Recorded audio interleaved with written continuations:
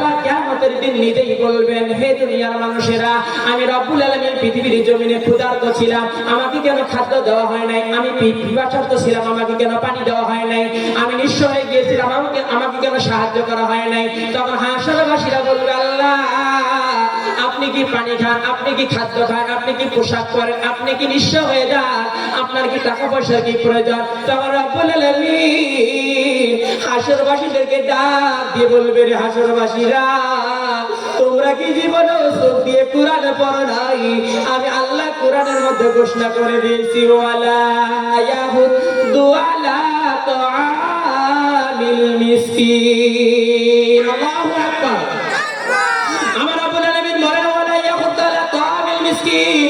হে হাসরবাসীরা, তোমরা যদি কোন ইতিম মানুষকে, তোমরা যদি মাদ্রাসার ছাত্রদেরকে, তোমরা যদি গরিব মিসকিনদেরকে যদি তোমরা খানা খাওয়াইলে হয়, সেই খানাটা আমি আল্লাহকে খাওয়ানো হতো।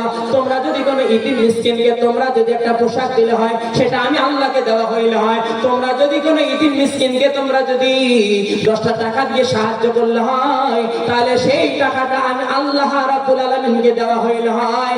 আজকে আমি রব্বুল আলামিন এই হাসরের মাঠে তোমাদেরকে সম্মান দিয়া আমি আল্লাহর জান্নাত পাঠিয়ে দিতাম রে বান্দা।